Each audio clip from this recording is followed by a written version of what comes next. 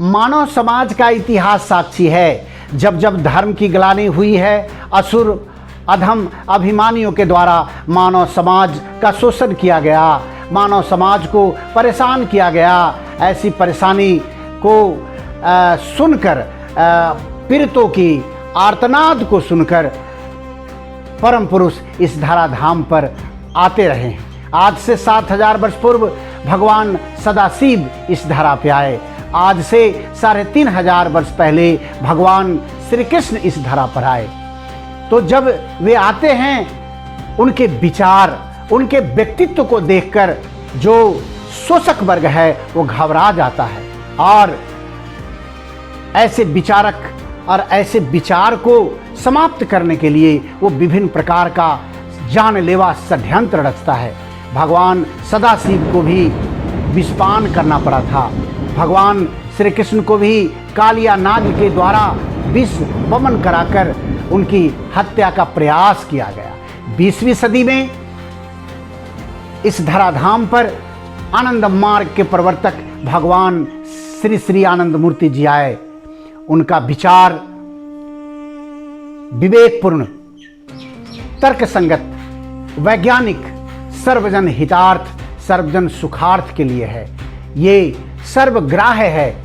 यह अद्वितीय दर्शन, इस दर्शन को देखकर तात्कालिक साम्यवादी और पूंजीवादी व्यवस्था के लोगों ने यह देखा कि इस प्रकार के विचार को अगर प्रचारित किया गया तो हमारा जो शोषण का घरौंधा है वह उजड़ जाएगा, हमारा अस्तित्व खत्म हो जाएगा।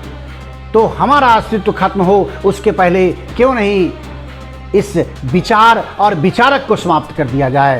इसलिए भारत सरकार, तात्कालिक भारत सरकार और राज्य सरकार की मदद से विभिन्न प्रकार के षड्यंत्र को रचकर मुकदमे के माध्यम से आनंद मार्ग के प्रवर्तक को जेल के सलाखों के पीछे पटना बांकीपुर सेंट्रल जेल में डाल दिया गया। उतना ही नहीं, 12 फरवरी 1973 को दवा के रूप में उनके शरीर में जहर दिया गया। उस जहर को उन्होंने कंठ के नीचे नहीं जाने दिया, अपने आध्यात्मिक बल से उसे ऊपर रोक लिया।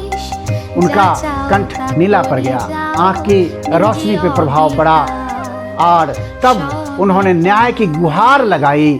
तात्कालिक राज्यपाल को उन्होंने पत्र लिखा, लेकिन उस पत्र पे किसी भी प्रकार की जब सुनवाई नहीं हुई तो उन्होंने इस अन्याय के खिलाफ न्याय नहीं मिलने तक उपवास करने का संकल्प लिया।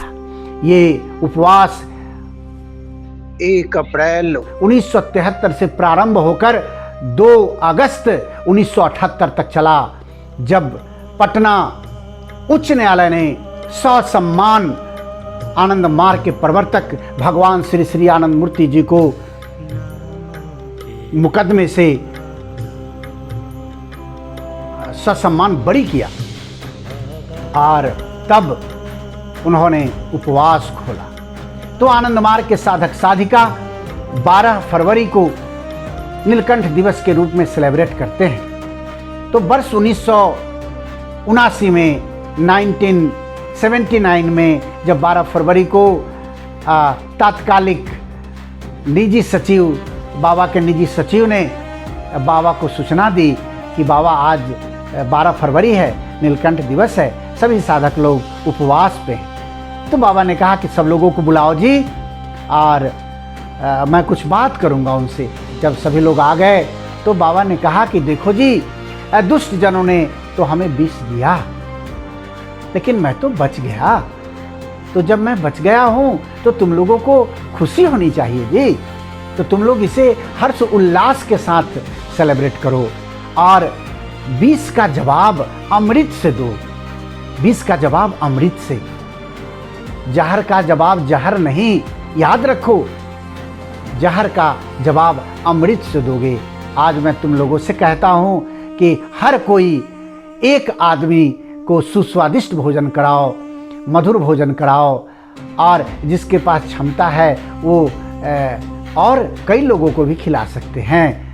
तब से नीलकंठ दिवस के दिन बहुत हर्षोल्लास के साथ साधक साधिका ध्यान, पूजा,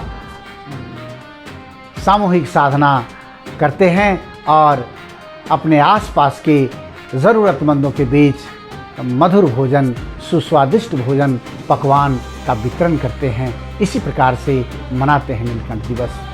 20 का जवाब अमृत से देकर अंधकार को प्रकाश से भगाना होता है। अंधकार कभी अंधकार से नहीं जाता। आइए हम सब भी अंधकार को प्रकाश के द्वारा दूर करें और इस मानव समाज को हम लोग सुंदर बनाएं।